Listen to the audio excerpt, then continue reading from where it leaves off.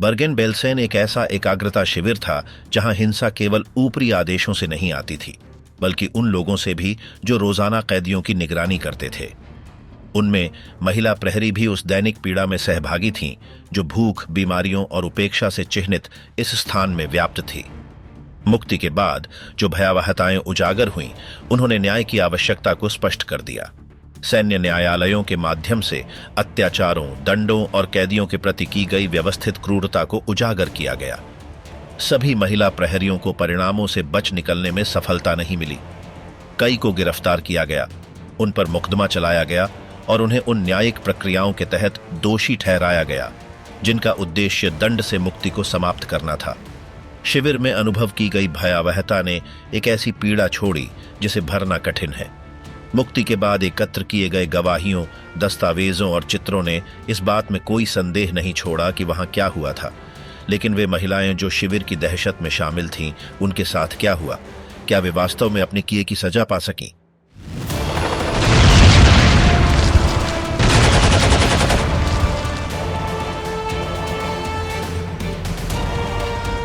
ला liberation, आतंक की खोज।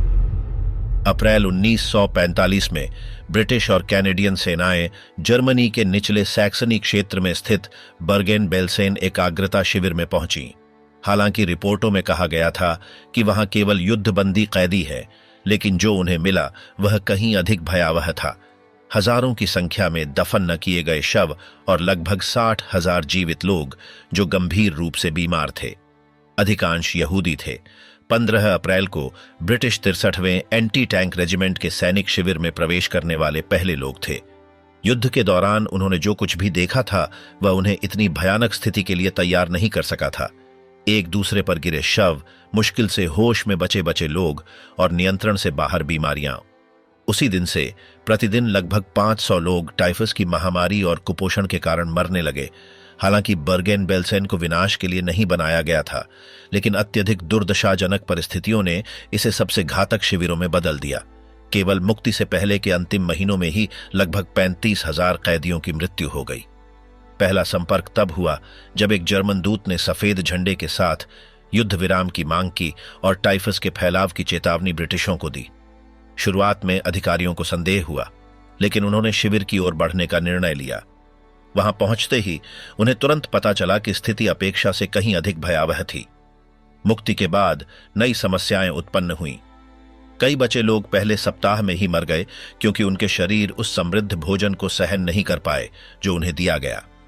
इस प्रकार की आपात स्थितियों से निपटने का अनुभव न होने के कारण संकट का प्रबंधन अत्यंत कठिन हो गया। ब्रिटिशों ने हजारों मृतकों के दफन की व्यवस्था की। उन्होंने पकड़े गए एसएस गार्डों को शव उठाकर दफनाने के लिए बाध्य किया, बिना दस्तानों या किसी सुरक्षा के। इस कार्य ने कई लोगों को टाइफस और अन्य बीमारियों की चपेट में ला दिया। अगले हफ्तों में एसएस स्टाफ के 17 सदस्य टाइफस से मर गए। इसके अलावा 3 को भागने की कोशिश के बाद गोली मार दी गई। प्रारंभिक दिनों में शिविर में भ्रम की स्थिति थी। चूंकि पर्याप्त ब्रिटिश स्टाफ नहीं था, उन्होंने हंगेरियन सैनिकों को निगरानी जारी रखने दी। इससे ऐसे घटनाएं हुईं जहां कुछ कैदियों को, जो खाने की तलाश में थे, मार दिया गया। टाइफस की महामारी फैलती रही। न तो पर्याप्त दवाइयां थीं, न ही न्यूनतम स्वच्छता की स्थिति।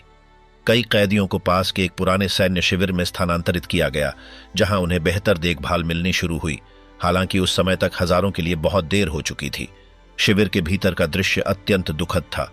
अकेले बच्चे, चलने में असमर्थ वयस्क, मिट्टी में मिले शव और चारों ओर फैली एक असहनीय दुर्गंध। थोड़े से अस्थायी अस्पताल तुरंत भर गए।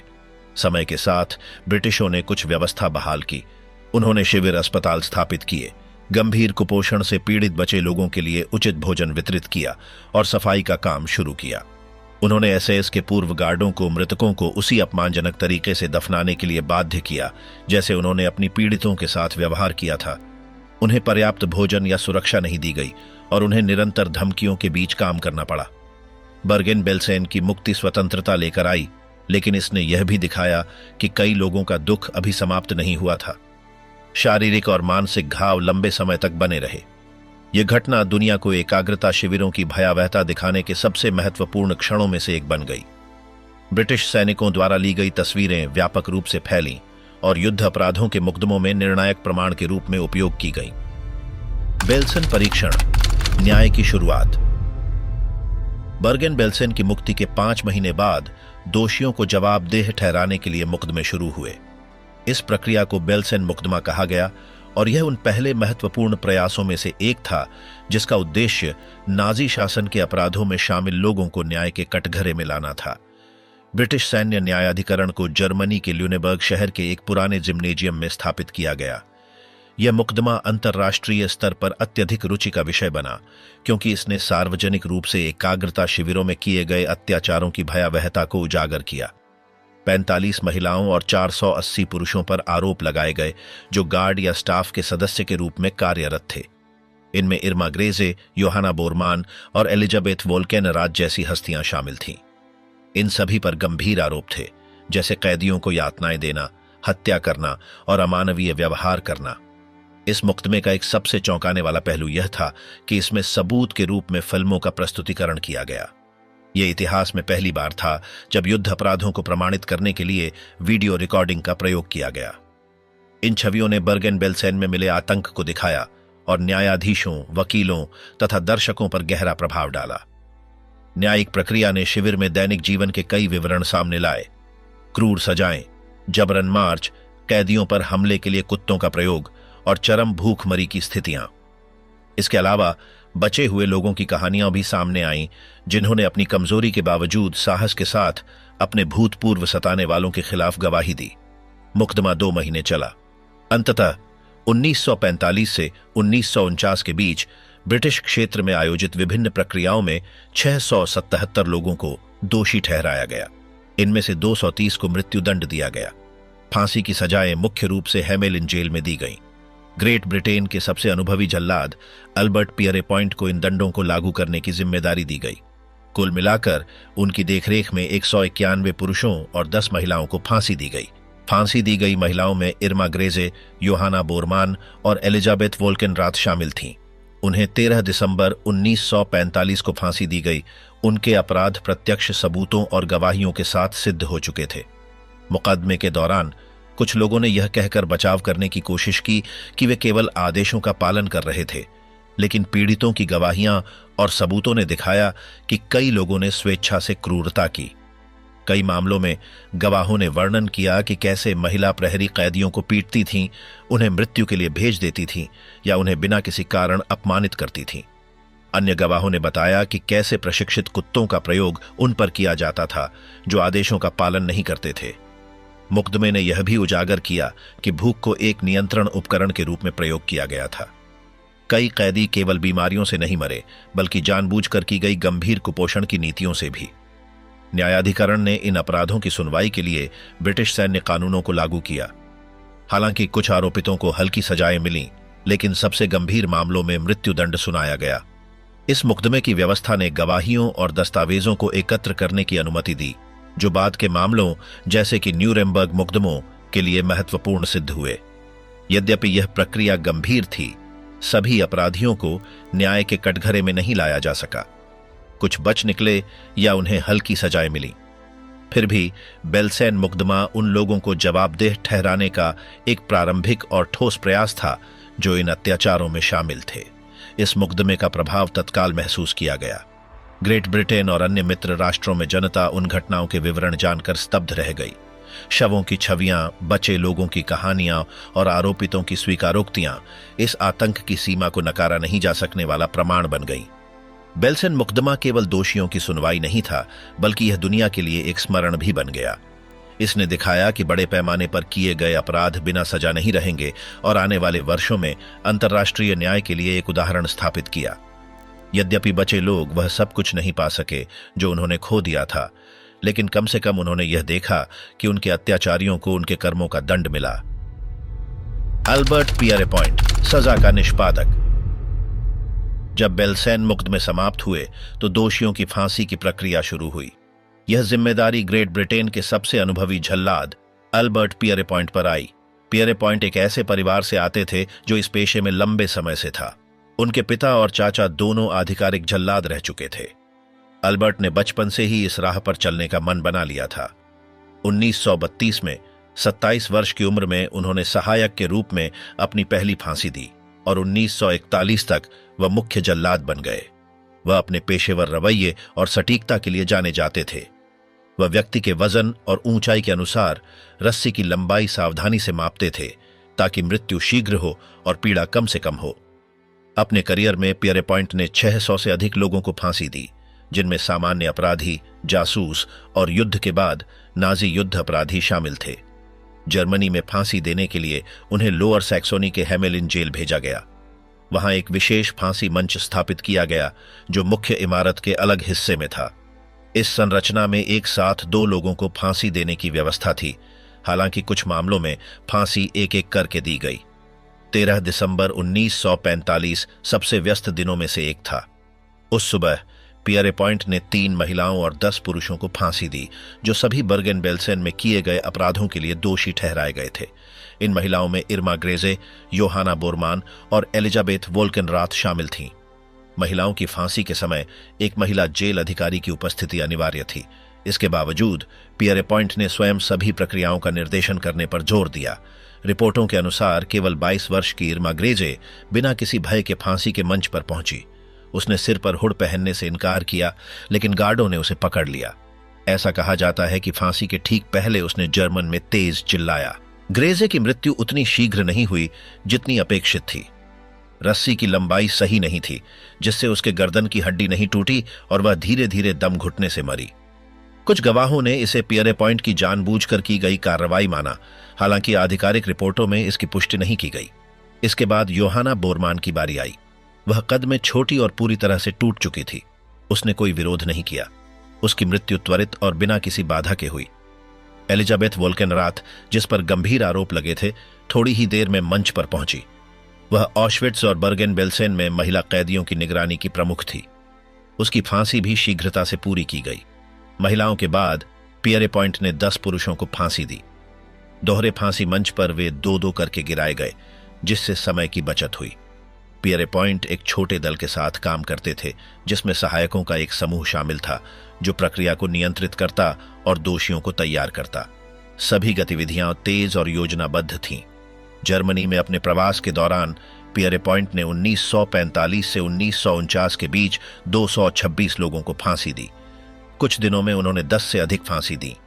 अपनी दक्षता के बावजूद पियरेपॉइंट अपने काम को केवल एक कर्तव्य मानते थे, न कि व्यक्तिगत संतुष्टि का स्रोत। वह हर फांसी को यथासंभव तेज और मानवीय बनाने का प्रयास करते थे, प्रक्रिया की सीमाओं के भीतर। 1956 में वेतन संबंधी मतभेदों के कारण पियरेपॉइंट ने सरकार से असहमति जताई और तुरंत इस्तीफा दे दिया। इसके बाद उन्होंने कभी फिर यह कार्य नहीं किया। उन्होंने अपने जीवन के अंतिम वर्ष साउथपोर्ट, लिवरपूल के पास अपनी पत्नी के साथ एक बार चलाते हुए बिताए। उनका निधन 1992 में हुआ, जब वे 87 वर्ष के थे। इर्मा ग्रेस, ऑशविट्स और बर्गन बेल्सेन का राक्षस। इर्मा ग्रेस नाजी एकाग्रता शिविरों की महिलाओं में सबसे अधिक याद किए जाने वाले नामों में से एक है। उसकी कहानी 1923 में जर्मनी के व्रेचन में शुरू हुई। वह एक साधारण परिवार में बड़ी हुई और उसका बचपन पारिवारिक त्रासदियों से चिह्नित था, जैसे कि उसकी मां ने तब आत्महत्या कर ली जब वह केवल 13 वर्ष की थी। 14 वर्ष की उम्र में स्कूल छोड़ने के बाद उसने खेतों और स्थानीय दुकानों में काम किया। 1929 में वह नाजी डॉक्टरों द्वारा संचालित एक सैनिटोरियम में सहायक के रूप में शामिल हुई। वहां वह कैदियों पर किए जा रहे चिकित्सकीय प्रयोगों के संपर्क में आई, जिसने उसके भविष्य के व्यवहार को प्रभावित किया। 18 वर्ष की उम्र में ग्रेस रावेंसब्रुक एकाग्रता शिविर में एक महिला प्रहरी के रूप में प्रशिक्षण प्राप्त करने के लिए गई। 1943 में उसे ऑशविट्स सौंपा गया, जहां उसने अपनी क्रूरता के लिए तेजी से ख्याति प्राप्त की। वह 18,000 से अधिक महिला कैदियों की निगरानी करती थी, जिनमें से अधिकांश हंगेरियाई यहूदी थीं। उसकी उपस्थिति उसके सुसज्जित वर्दी, सेलोफेन से लिपटे चमड़े के कोड़े और पिस्तौल के कारण स्पष्ट थी। वह विशेष रूप से उपस्थिति जांच के दौरान कैदियों को बेरहमी से पीटने के लिए जानी जाती थी, जहां किसी भी गलती या देरी को कोड़ों या घूंसे से दंडित किया जाता था। हिस्से के रूप में भी करती थी। वह अक्सर उन्हें उन कैदियों पर छोड़ देती थी जो जबरन मार्च के दौरान कदम से कदम नहीं मिला पाती थीं या कोई छोटी सी गलती करती थीं। उसके खिलाफ सबसे गंभीर आरोपों में से एक था गैस चैम्बर के लिए चयन प्रक्रिया में उसकी भागीदारी। जोसेफ मेंगले जैसी शख्सियतों के साथ मिलकर वह तय करती थी कि कौन जीगा और कौन मरेगा। कई गवाहों ने कहा कि वह सबसे युवा और सुंदर कैदियों को मौत के लिए चुनती थी। ऑशविट्ज में ग्रेज को केवल उसकी शारीरिक क्रूरता के लिए ही नहीं, बल्कि उसके व्यक्तिगत व्यवहार के लिए भी भयभीत माना जाता था। उस पर एसएस अधिकारियों और कुछ महिला कैदियों के साथ अंतरंग संबंध रखने का आरोप था, जिन्हें बाद में निर्दयता से दंडित किया जाता था। 1945 की शुरुआत में सोवियत सेना की प्रगति के चलते ग्रेज को ऑशविट्ज के अन्य कर्मचारियों के साथ बर्गन-बेल्जेन भेजा गया। वहां उसने शिविर की दिन ब दिन बदतर होती स्थिति के बावजूद अपने क्रूर व्यवहार को जारी रखा। बर्गन-बेल्जेन में स्वच्छता की स्थिति भयावह थी। भूख, टाइफस और पानी की कमी से रोजाना सैकड़ों मौतें हो रही थीं। फिर भी ग्रेज क्रूर दंड देना जारी रखती थी। वह भूखी कैदियों को पीटती थी जो खाना पाने की कोशिश करती थीं, और उन्हें शारीरिक व्यायाम करने के लिए मजबूर करती थी जब तक कि वे बेहोश न हो जाएं। 15 अप्रैल 1945 को जब ब्रिटिश सेनाओं ने शिविर को मुक्त किया, ग्रेज को अन्य गार्डों के साथ पकड़ा गया। पूछताछ के दौरान उसने कुछ दुर्व्यवहार स्वीकार किए, हालांकि उसने अपनी जिम्मेदारी को यह कहकर कम करने की कोशिश की कि वह केवल आदेशों का पालन कर रही थी। बेल्जेन के मुकदमे में गवाहों ने उसके अपराधों का विस्तार से वर्णन किया। कई बचे हुए लोगों ने बताया कि कैसे ग्रेज कैदियों को पीटती थी, कोड़े मारती थी और सैकड़ों को मौत की ओर भेजती थी। उसके खिलाफ सबूत अत्यंत भारी थे। ग्रेज को दोषी करार दिया गया और मृत्युदंड की सजा सुनाई गई। उसकी फांसी के समय वह केवल 22 वर्ष की थी, जिससे वह 20वीं शताब्दी में ब्रिटिश कानून के तहत फांसी दी गई सबसे कम उम्र की महिला बन गई। 13 दिसंबर 1945 को हैमिलिन जेल में एल्बर्ट पियरेपॉइंट ने उसकी फांसी को अंजाम दिया। कहा जाता है कि वह ठंडेपन के साथ फांसी के तख्ते पर चढ़ी और यहां तक कि उसे नकाब पहनाए जाने का विरोध भी किया। इरमा ग्रेज की कहानी इस बात का एक सबसे स्पष्ट उदाहरण है कि कैसे एक युवा व्यक्ति घृणा और हिंसा पर आधारित शासन का सबसे क्रूर उपकरण बन सकता है। एलिजाबेथ वोल्केनराथ, एक पर्यवेक्षक का उत्थान और पतन। एलिजाबेथ वोल्केनराथ नाजी एकाग्रता शिविरों की सबसे भयावह महिला गार्डों में से एक थीं। वह 1919 में जर्मनी में पैदा हुई थीं और 1941 में रावेंसब्रुक शिविर में गार्ड के रूप में अपना करियर शुरू किया। अपने शुरुआती दिनों से ही उसने अपने कार्य में दक्षता दिखाई, जिसने जल्द ही उसे अधिक जिम्मेदारियों वाले पदों तक पहुंचा दिया। 1942 की शुरुआत में उसे ऑशविट्ज स्थानांतरित किया गया, जहां उसने पहले एक गार्ड के रूप में और बाद में महिला वर्गों की पर्यवेक्षिका के रूप में कार्य किया। हालांकि वह अन्य महिला गार्डों की तरह अत्यधिक सैडिस्टिक नहीं मानी जाती थी, उसकी कठोरता और गैस चैम्बर के लिए चयन प्रक्रियाओं में भागीदारी ने उसे एक भयभीत करने वाली शख्सियत बना दिया। ऑशविट्ज में अपने समय के दौरान वोल्केनराथ ने एसएस अधिकारी हाइंज वोल्केनराथ से विवाह किया, जो एक ब्लॉक लीडर था और जो भी कैदियों के चयन और दंड में सक्रिय रूप से भाग लेता था। जीवित बचे लोगों की गवाही के अनुसार दोनों एक ऐसा जोड़ा थे जिनमें पीड़ितों के प्रति बहुत कम सहानुभूति थी। जब सोवियत सेना ऑशविट्ज के पास पहुंची, एलिजाबेथ को बर्गन-बेल्जेन भेजा गया। वहां उसने महिला कैदियों की पर्यवेक्षिका के रूप में अपना कार्य जारी रखा, हालांकि शिविर की परिस्थितियां कहीं अधिक खराब थीं। बर्गन-बेल्जेन में अत्यधिक भीड़, भोजन की कमी और टाइफस जैसी बीमारियों के प्रसार के कारण रोजाना सैकड़ों मौतें हो रही थीं। इस निराशा भरे माहौल में वोल्केनराथ ने कठोरता से अनुशासन बनाए रखा। गवाहों के अनुसार वह शारीरिक दंड, पिटाई और बीमार कैदियों को चिकित्सीय सहायता से वंचित करने में भाग लेती थी। हालांकि कुछ लोगों ने उसे केवल आदेशों का पालन करने वाली एक अधिकारी के रूप में चित्रित करने की कोशिश की, लेकिन जीवित बचे लोगों की गवाही ने दर्शाया कि वह स्वयं निर्णय लेती थी, जिससे कैदियों का कष्ट और बढ़ जाता था। वोल्केनराथ को अप्रैल 1945 में बर्गन-बेल्जेन की मुक्ति के दौरान ब्रिटिश बलों ने गिरफ्तार कर लिया। अपने मुकदमे के दौरान उसने अपने कार्यों को यह कहकर उचित ठहराने की कोशिश की कि वह केवल अपना कर्तव्य निभा रही थी, हालांकि उसके खिलाफ साक्ष्य अत्यधिक मजबूत थे। ऑशविट्ज में गैस चैम्बर के लिए चयन प्रक्रिया में उसकी भागीदारी के साथ साथ बर्गन-बेल्जेन में उसके क्रूर व्यवहार के प्रमाण प्रस्तुत किए गए। गवाहों ने बीमार कैदियों की पिटाई, निरंतर अपमान और सबसे कमजोर लोगों के प्रति निर्मम व्यवहार की बात की। सैन्य न्यायाधिकरण ने उसे दोषी ठहराया और उसे मृत्युदंड की सजा सुनाई गई। एलिजाबेथ वोल्केनराथ को 13 दिसंबर 1945 को हैमेलिन जेल में बर्गन-बेलेजेन की 2 अन्य महिला गार्डों के साथ फांसी दी गई। वह बिना किसी प्रतिरोध के फांसी के तख्ते पर चढ़ी। उसकी मृत्यु तेज थी, अन्य दोषियों के विपरीत। यह उन मामलों में से एक था जहां न्याय ने उन लोगों को पकड़ लिया जिन्होंने निर्दयतापूर्वक अपने अधिकार का दुरुपयोग किया था। एलिजाबेथ वोल्केनराथ का नाम नाजी एकाग्रता शिविर प्रणाली के सबसे बुरे अत्याचारों से जुड़ा हुआ रह गया। जोहाना बोरमैन, द गार्जियन और उसका कुत्ता। जोहाना बोरमन नाजी एकाग्रता शिविरों की उन गार्डों में से एक थीं जो अपनी क्रूरता के लिए इतिहास में दर्ज हो गईं। वह 1893 में जर्मनी में पैदा हुई थीं और युद्ध से पहले घरेलू कर्मचारी और पशु संरक्षक के रूप में कार्य करती थीं। 1938 में वह लिस्टेनबुर्ग शिविर के कर्मचारियों में शामिल हुईं, जहां उन्होंने एक गार्ड के रूप में अपना करियर शुरू किया। इसके बाद उन्हें रावेंसब्रुक, एक महिला शिविर, भेजा गया और बाद में ऑन्शविट्ज, जहां उनकी कठोरता की प्रसिद्धि तेजी से फैल गई। ऑन्शविट्ज में बोरमन अपने कैदियों के प्रति क्रूर व्यवहार के लिए जानी जाती थीं। वह एक जर्मन शेफर्ड कुत्ते के साथ गश्त लगाती थीं, जिसे उन्होंने आदेश न मानने वालों पर हमला करने के लिए प्रशिक्षित किया था। कई गवाहियों के अनुसार वह दंड स्वरूप कुत्ते को कैदियों को काटने का आदेश देती थीं। 1944 के अंत में जब सोवियत सेना पूर्व की ओर बढ़ रही थी, बोरमन को बर्गन-बेलेजेन भेजा गया। वहां शिविर में व्याप्त अराजकता और दुख की स्थिति के बीच उन्होंने निर्दयता से अपना अधिकार जारी रखा। बोरमन नियमित रूप से शारीरिक दंड लागू करती थीं।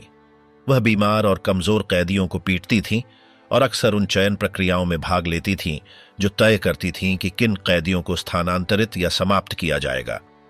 अप्रैल 1945 में ब्रिटिश बलों द्वारा शिविर की मुक्ति के बाद बोरमन को बर्गन-बेलेजेन के अन्य कर्मचारियों के साथ गिरफ्तार किया गया। अपने पूछताछ के दौरान उन्होंने स्वीकार किया कि उन्होंने अपने कुत्ते का उपयोग अनुशासन बनाए रखने के लिए किया था, हालांकि उन्होंने दुर्व्यवहार को कम करके दिखाने की कोशिश की। बेलेजेन के मुकदमे में कई गवाहों ने उनके खिलाफ गवाही दी। उन्होंने बताया कि कैसे वह कैदियों के साथ दुर्व्यवहार करती थीं और कैसे वह अपने कुत्ते को डर का औजार बनाकर इस्तेमाल करती थीं। उनके द्वारा की गई पिटाई और पीड़ा के प्रति उनकी उदासीनता को स्पष्ट रूप से बताया गया। बोरमन को युद्ध अपराधों का दोषी घोषित किया गया। अदालत ने माना कि उनके व्यवहार में मानवता और जीवन के प्रति सम्मान का पूर्ण अभाव था। उन्हें मृत्युदंड की सजा सुनाई गई। 13 दिसंबर 1945 को जोहाना बोरमन को बर्गन-बेलेजेन की अन्य महिला गार्डों के साथ हैमेलिन जेल में फांसी दी गई। उनकी मृत्यु के समय उनकी उम्र 52 वर्ष थी। वह बिना प्रतिरोध के फांसी के तख्ते पर चढ़ीं। उनका निष्पादन तेज था और यह उन अपराधों के सबसे अंधेरे अध्यायों में से एक का अंत बन गया जो शिविरों में किए गए थे। जोहाना बोरमन की कहानी यह याद दिलाती है कि कैसे साधारण लोग नाजी व्यवस्था के तहत हिंसा और आतंक की कार्यवाहकों में बदल सकते हैं। हर्टा एहलर्ट, अभिभावक जिसने अपना अपराध स्वीकार किया। हेर्टा एहलर्ट नाजी एकाग्रता शिविरों की कुछ महिला प्रहरियों में से एक थीं, जिन्होंने दुर्व्यवहारों में अपनी भागीदारी को खुलकर स्वीकार किया। वह 1905 में जर्मनी में पैदा हुई थीं और रावेंसब्रुक शिविर में पर्यवेक्षिका के रूप में अपना करियर शुरू किया। शिविर प्रणाली में शामिल होने से पहले उन्होंने नागरिक संस्थानों में रसोई सहायक के रूप में काम किया। उनके पास कोई सैन्य प्रशिक्षण नहीं था और न ही सुरक्षा क्षेत्र में कोई पृष्ठभूमि थी। फिर भी नाजी शासन के लिए महिला कर्मचारियों की आवश्यकता ने उन्हें प्रशासनिक भूमिकाओं में एसएस में शामिल करवा दिया। उनकी पहली महत्वपूर्ण नियुक्ति रावेंसब्रुक थी, जहां उन्हें अनुशासन और कैदियों पर नियंत्रण के लिए बुनियादी प्रशिक्षण प्राप्त हुआ। उन्हें बलपूर्वक व्यवस्था लागू करना और आदेशों का बिना प्रश्न पालन करना सिखाया गया। इसके बाद उन्हें माजदानेक स्थानांतरित कर दिया गया, जहां उन्होंने निगरानी कार्य जारी रखा। माजदानेक और फिर ऑन्शविट्स में एहलर्ट महिला ब्लॉकों की निगरानी की प्रभारी थीं। यद्यपि उनकी क्रूरता की प्रतिष्ठा इर्मा ग्रेसे जैसी अन्य हस्तियों की तुलना में कम थी, कई गवाहियों ने संकेत दिया कि वह कठोर शारीरिक दंड लागू करती थीं और जबरन श्रम के लिए चयन प्रक्रियाओं में भाग लेती थीं। उल्लेख किया गया कि वह उन कैदियों को पीटती थीं जो स्थापित नियमों का पालन नहीं करती थीं या कार्यों के दौरान थक कर गिर जाती थीं। 1945 की शुरुआत में जब तृतीय राइख की स्थिति बिगड़ रही थी और मोर्चे पीछे हट रहे थे, एहलर्ट को बर्गेन-बेलेजेन स्थानांतरित कर दिया गया। वहां उन्होंने अपने अंतिम और सबसे खराब महीनों के दौरान शिविर के संगठन में सहायक के रूप में कार्य किया। बर्गेन बेल्सेन में जीवन लगभग असहनीय था। बीमारियां अनियंत्रित रूप से फैल रही थीं, भोजन की कमी थी और शवों को दफनाने के बिना ढेर किया जा रहा था। इस अराजकता के बीच एहलियट ने कठोर तरीकों से व्यवस्था बनाए रखने का प्रयास किया।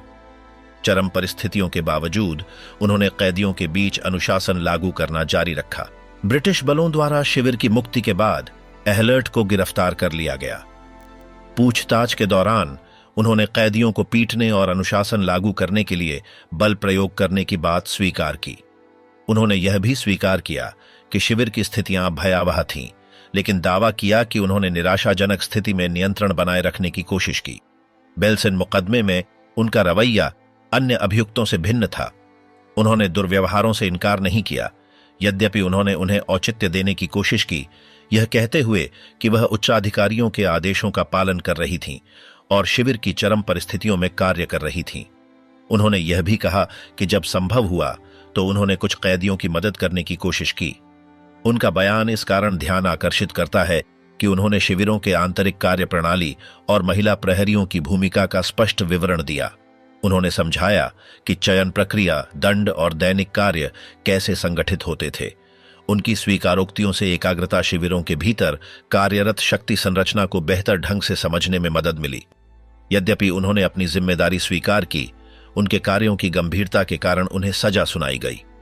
हालांकि उन्हें मृत्यु दंड नहीं दिया गया, उन्हें 15 वर्षों की कैद की सजा सुनाई गई। एहलियट ने अपनी सजा का केवल एक हिस्सा पूरा किया।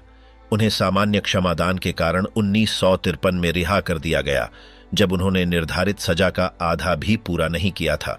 बाद में उन्होंने जर्मनी में एक गुमनाम जीवन व्यतीत किया, जब तक कि उनकी मृत्यु नहीं हो गई। उनका मामला द्वितीय विश्व युद्ध के बाद की प्रक्रियाओं में विशिष्ट है, क्योंकि अधिकांश अभियुक्तों के विपरीत उन्होंने अपनी भागीदारी से इनकार नहीं किया और न ही घटनाओं को कम करके दिखाने की कोशिश की। फिर भी उनकी दोष स्वीकृति पीड़ितों को पहुंचे दर्द को नहीं बदल सकी। हेरेटा एहलियट शिविर प्रणाली के उस कम दिखने वाले चेहरे का प्रतिनिधित्व करती है। वे लोग जो शीर्ष सत्ता में न होते हुए भी प्रत्यक्ष और दैनिक रूप से हिंसा और दमन की नीतियों को लागू करते थे। हर्टा बोथे, शक्ति और दमन।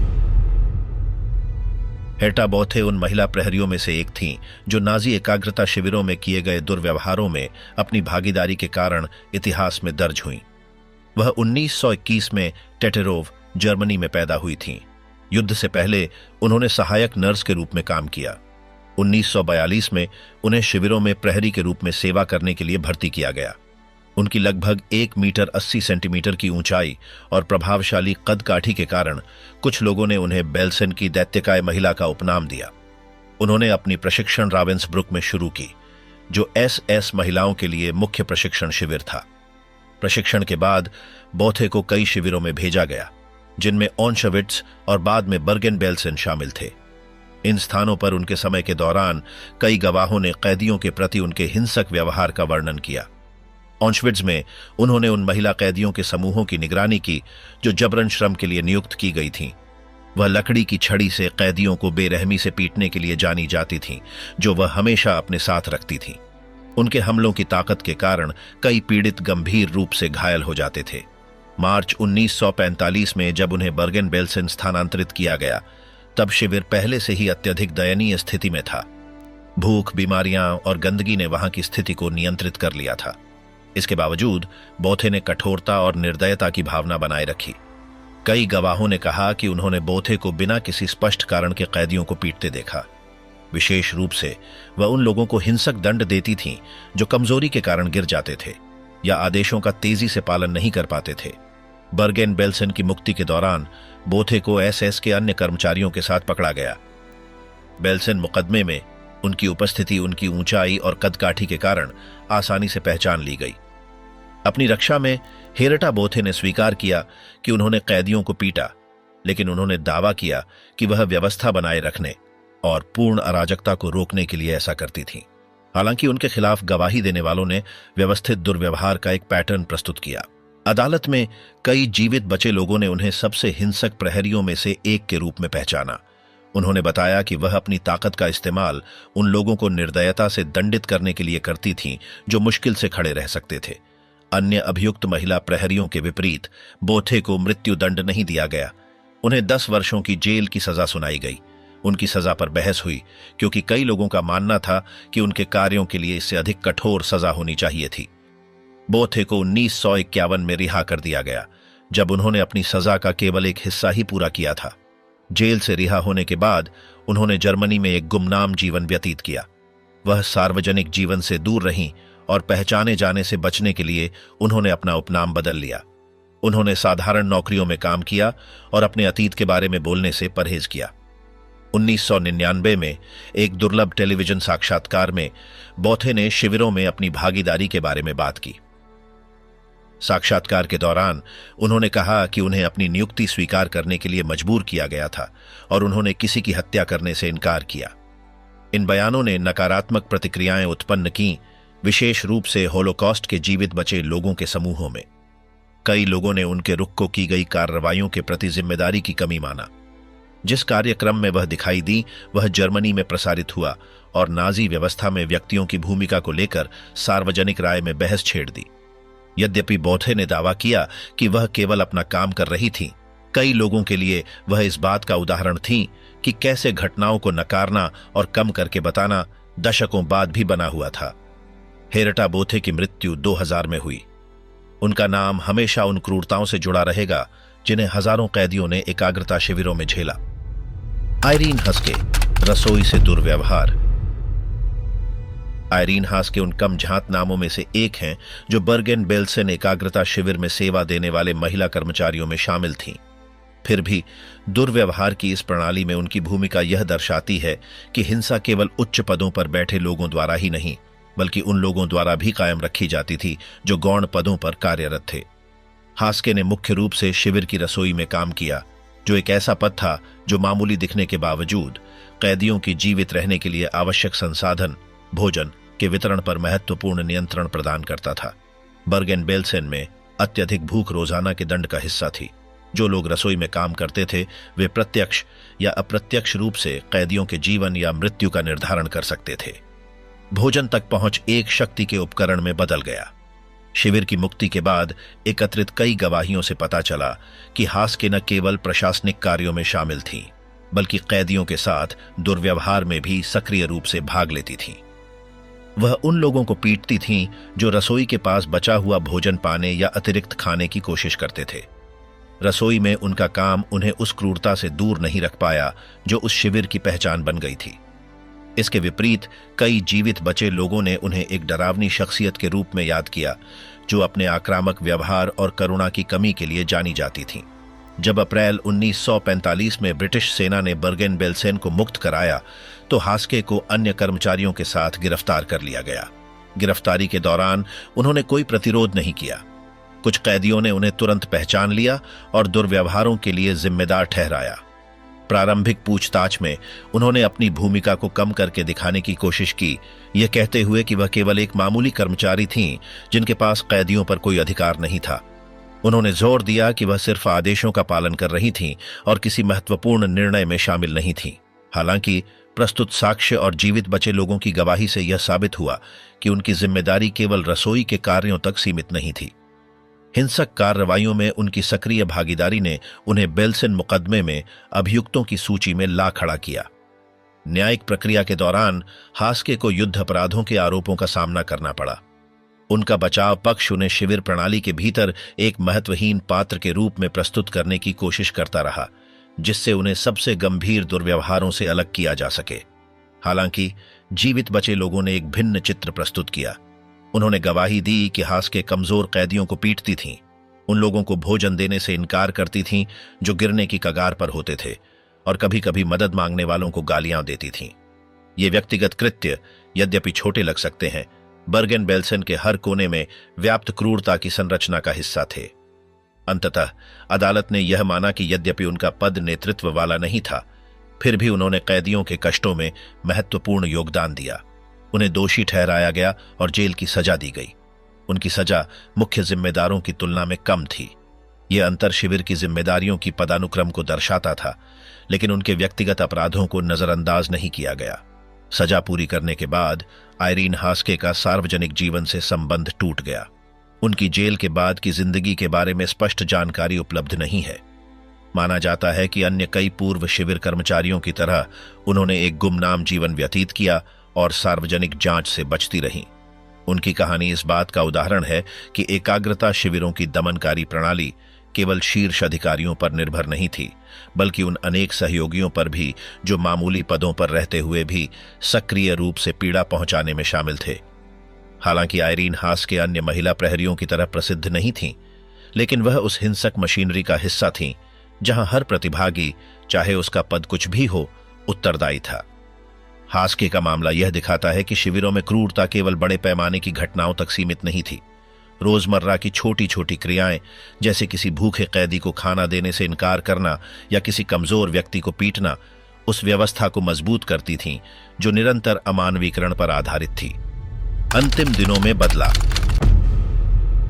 15 अप्रैल 1945 को ब्रिटिश सेना द्वारा बर्गेन बेल्सन एकाग्रता शिविर की मुक्ति ने न केवल नाजी नियंत्रण को समाप्त किया, बल्कि शिविर के अंदर कैदियों के बीच हिंसा की घटनाओं को भी जन्म दिया। वर्षों के अत्याचार, भूख और मृत्यु के बाद कई कैदियों का संचित क्रोध एसएस कर्मचारियों और तथाकथित कापो, उन विशेषाधिकार प्राप्त कैदियों पर फूट पड़ा जो बेहतर स्थितियों के बदले पहरेदारों के साथ सहयोग करते थे। कापो अधिकांशतः कैदी ही थे जिन्होंने शिविर के भीतर नियंत्रण संबंधी भूमिकाएं निभाईं। वे कार्यों का संगठन करते, अनुशासन बनाए रखते और अक्सर दंड देने में भाग लेते। अन्य कैदियों के लिए वे रोजमर्रा के उत्पीड़न का विस्तार थे। नाजी व्यवस्था के पतन के साथ बर्गेन बेल्सन में ब्रिटिश अधिकारी उस मानवीय संकट की गंभीरता से अभिभूत हो गए और तुरंत शिविर के सभी हिस्सों पर नियंत्रण नहीं कर पाए। इस शक्ति शून्य में स्वतः स्फूर्त बदले की कार्रवाइयां उभरी। कई गवाहों ने बताया कि मुक्ति के शुरुआती दिनों में कुछ कांपों को क्रोधित कैदियों के समूहों ने पीट पीट कर मार डाला। कुछ को बैरकों से बाहर खींचकर बिना किसी प्रक्रिया के मार डाला गया। हिंसा उन ऐसे सदस्यों की ओर भी मुड़ी जो शिविर में पकड़े गए थे।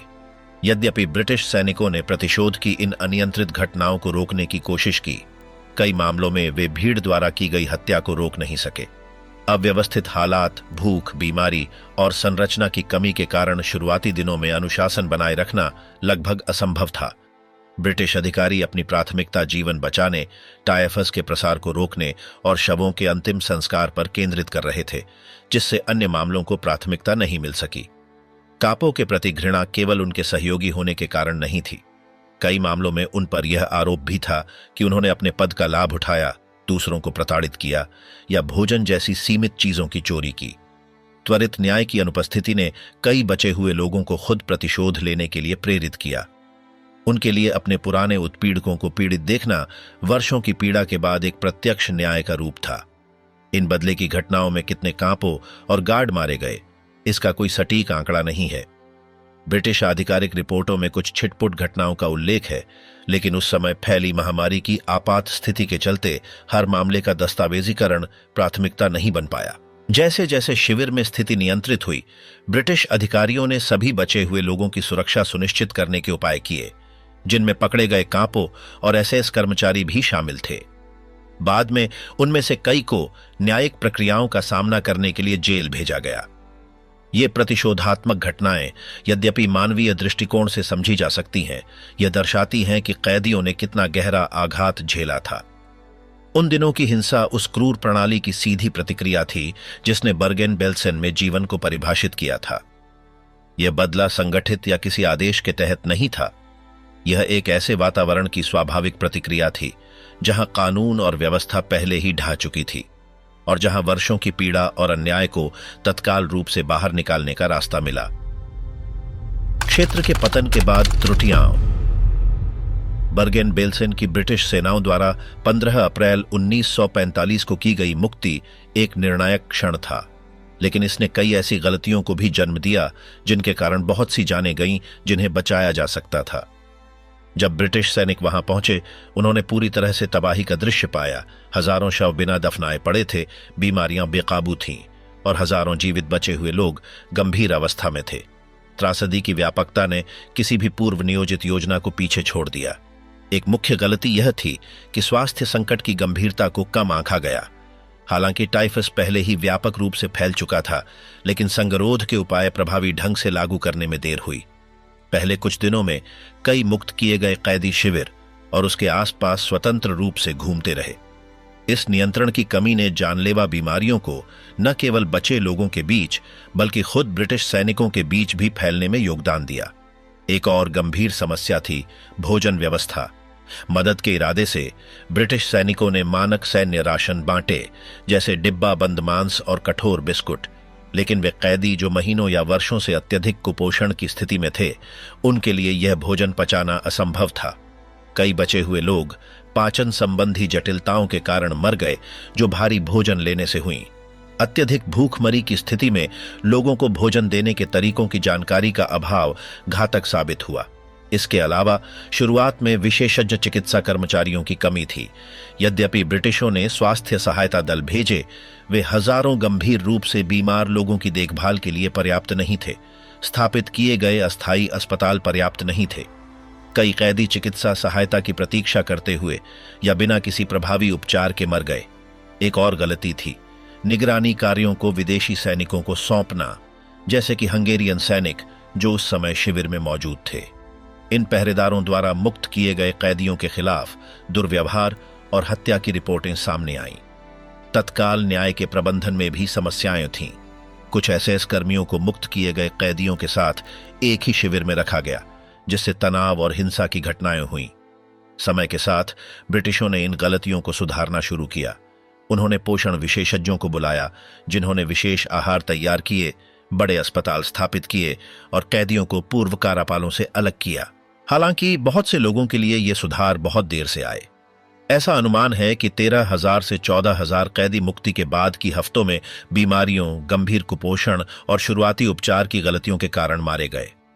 स्वयं ब्रिटिश कमांडरों ने बाद में स्वीकार किया कि यद्यपि उन्होंने सद्भावना से कार्य किया, लेकिन इतनी बड़ी मानवीय आपदा का सामना करने की तैयारी की कमी के कारण मौतों की संख्या अधिक हुई। बर्गेन बेल्सेन का अनुभव एक दर्दनाक सबक बना। अन्य जर्मन स्थलों पर बाद की शिविर मुक्तियों में मित्र राष्ट्रों ने अधिक सतर्कता से कार्य किया और बेल्सेन में की गई गलतियों से सीखा। बर्गेन बेल्सेन की मुक्ति मानवता का एक कार्य था, लेकिन इसने यह भी दिखाया कि बड़े पैमाने पर पीड़ा को कैसे संभालना बेहद कठिन होता है और इतनी बड़ी तबाही का सामना करने के लिए तैयार न होने के क्या परिणाम हो सकते हैं। जोसेफ क्रेमर, आदेश बनाम न्याय। जोसेफ क्रेमर नाजी एकाग्रता शिविर प्रणाली में सबसे प्रमुख व्यक्तियों में से एक थे। उनका जन्म 1906 में म्यूनिख, जर्मनी में हुआ था और उन्होंने 1932 में नाजी पार्टी और एसएस में शामिल हो गए थे। उनका एकाग्रता शिविरों में करियर डचाउ से शुरू हुआ, जहां उन्होंने एक गार्ड के रूप में सेवा की। इसके बाद उन्होंने सैक्सन-हाउजन और माउथहौसेन में काम किया, जहां उन्होंने कैदियों के प्रशासन में अनुभव हासिल किया। 1940 में उन्हें ऑश्विट्ज़ स्थानांतरित किया गया, जहां उन्होंने प्रशासनिक और निगरानी संबंधी भूमिकाएं निभाईं। ऑश्विट्ज़ 1 में अपने समय के दौरान वे शिविर की आंतरिक व्यवस्था और मजबूर श्रमिकों की निगरानी में शामिल थे। 1944 में क्रेमर को ऑश्विट्ज़ बिर्केनौ का कमांडर नियुक्त किया गया, जो ऑश्विट्ज़ परिसर का मुख्य उन्मूलन केंद्र था। उन्होंने कैदियों के परिवहन की निगरानी की और चयन प्रक्रियाओं का संचालन किया, जिनमें यह निर्णय लिया गया कि कौन गैस चैम्बरों में भेजा जाएगा। बिर्केनौ में उनका कार्यकाल उनके द्वारा नाजी शासन के आदेशों को अत्यंत कुशलता से निष्पादित करने के लिए जाना जाता था। उन्हें एक ठंडे, पद्धतिगत और अपने उच्च अधिकारियों के प्रति पूरी तरह से वफादार व्यक्ति के रूप में वर्णित किया गया। जब 1944 के अंत में सोवियत सेनाएं ऑश्विट्ज़ की ओर बढ़ी, तो क्रेमर को बर्गेन बेल्सेन स्थानांतरित कर दिया गया, जहां उन्होंने शिविर के अंतिम चरण में कमान संभाली। ऑश्विट्ज़ के विपरीत बर्गेन बेल्सेन में उन्मूलन सुविधाएं जैसे गैस चेंबर नहीं थे। हालांकि उनके प्रशासन में शिविर की स्थितियां तेजी से बिगड़ गईं। अत्यधिक जनसंख्या, भोजन की कमी और स्वास्थ्य संकट ने एक मानवीय आपदा को जन्म दिया। प्रत्येक सप्ताह हजारों कैदी भूख, बीमारियों और उपेक्षा के कारण मारे गए। उनकी प्रबंधन अवधि के दौरान क्रेमर ने कैदियों की जीवन स्थितियों को सुधारने के लिए कोई महत्वपूर्ण पहल नहीं की। जबकि वह स्थिति से अवगत थे, उन्होंने बड़े पैमाने पर मौतों को रोकने के लिए प्रभावी कदम नहीं उठाए। जब ब्रिटिश सेनाएं बर्गन बेल्सेन पहुंची तो उन्होंने क्रेमर को शिविर में पाया। उन्हें तुरंत गिरफ्तार कर लिया गया और ब्रिटिश सैनिकों के साथ शिविर का दौरा करते हुए उनकी तस्वीर ली गई, जिसमें वह उन अमानवीय परिस्थितियों को दिखा रहे थे जिन्हें उन्होंने अनुमति दी थी। जांच के दौरान क्रेमर ने दावा किया कि उन्होंने शिविर की स्थिति सुधारने के लिए मदद मांगी थी, लेकिन उनकी अनुरोधों को उनके उच्च अधिकारियों द्वारा नजरअंदाज किया गया था। हालांकि जीवित बचे लोगों और अन्य अधिकारियों के गवाहों ने यह बताया कि उन्होंने कैदियों की सुरक्षा के लिए कोई ठोस कदम नहीं उठाए थे। बर्गन बेल्सेन के न्यायालय में क्रेमर पर युद्ध अपराधों का आरोप लगा। वह एक प्रमुख आरोपी थे क्योंकि वह कमांडर के रूप में कार्य कर रहे थे। उनके खिलाफ पेश किए गए गवाहियों ने चिकित्सा सहायता की कमी, उपयुक्त खाद्य पदार्थों की अनुपस्थिति और उनके नियंत्रण में कैदियों के साथ अमानवीय व्यवहार को विस्तार से बताया। क्रेमर को दोषी पाया गया और उन्हें मृत्यु दंड दिया गया। 13 दिसंबर 1945 को उन्हें हैमेलिन की जेल में बर्गन बेल्सेन के अन्य कर्मचारियों के साथ फांसी दी गई। उनका चेहरा एक भयानक ब्यूरोक्रेट के रूप में अंकित हुआ, एक ऐसा व्यक्ति जिसने शारीरिक हिंसा के सीधे आदेश नहीं दिए, लेकिन उन परिस्थितियों की अनुमति दी और उन्हें सुविधाजनक बनाया जो दर्जनों हजारों लोगों की मौत का कारण बनी। जोसेफ क्रेमर का मामला यह दर्शाता है कि युद्ध अपराधों की जिम्मेदारी केवल उन लोगों पर नहीं आती जो हिंसा के कृत्यों को अंजाम देते हैं, बल्कि उन लोगों पर भी आती है जो उच्च पदों से दर्दनाक स्थिति को बिना हस्तक्षेप किए जारी रहने की अनुमति देते हैं। अप्रैल 1945 में ब्रिटिश सेनाओं ने बर्गन बेल्सेन को मुक्त किया और वहां मृत्यु और अत्यधिक पीड़ा का दृश्य पाया। दसियों हजार कैदी, जिनमें अधिकांश यहूदी थे, मरे पड़े थे या भूख और बीमारियों के कारण धीरे धीरे मर रहे थे। जो कुछ उन्होंने वहां देखा वह पहले देखे गए किसी भी आतंक से कहीं अधिक था। जीवन बचाने के प्रयासों के बावजूद तैयारी की कमी और जीवित बचे लोगों की देखभाल में हुई गलतियों के कारण नई मौतें हुईं। कई लोग संक्रमण, गंभीर कुपोषण और अनुचित भोजन मिलने के बाद उत्पन्न जटिलताओं के कारण मर गए। बेल्सेन के न्यायालयों के साथ इन अपराधों के प्रत्यक्ष जिम्मेदारों को न्याय का सामना करना पड़ा। इर्मा ग्रेसे, एलिजाबेथ वोल्केनराथ और जोसेफ क्रेमर जैसी हस्तियों पर मुकदमा चला, उन्हें दोषी ठहराया गया और फांसी दी गई। यह साबित हो गया कि क्रूरता चाहे आदेश देने वालों की हो या उन्हें पूरा करने वालों की, अनदेखी नहीं की जाएगी। अल्बर्ट पियरेपॉइंट द्वारा की गई फांसियों ने शिविर के सबसे अंधेरे अध्यायों में से एक को समाप्त किया। हर्टा एलर्ट, हर्ता बोथे और आयरीन हास्के जैसी कहानियों ने यह स्पष्ट कर दिया कि छोटे पदों पर रहने वाले लोग भी दमनकारी प्रणाली का हिस्सा थे। मुक्ति के बाद के दिनों में कुछ कैदियों ने न्याय अपने हाथों में ले लिया और पुराने कांपों और सहयोगियों पर हमला किया। ये स्वतःस्फूर्त कार्य वर्षों की हिंसा के बाद जमा हुए दर्द की गहराई को दर्शाते हैं। बर्गन बेल्सेन की कहानी यह सिखाती है कि आतंक केवल प्रत्यक्ष हिंसात्मक कार्यों में नहीं पनपता, बल्कि उपेक्षा और उदासीनता में भी फलता फूलता है। और यह याद दिलाती है कि अराजकता के बीच भी न्याय की आवश्यकता खुले घावों से निपटने के लिए एक आवश्यक कदम है। बर्गन बेल्सेन अमानवीकरण के खतरों और उन भयों को न भूलने के महत्व की एक स्थायी चेतावनी है जो कभी संभव थे।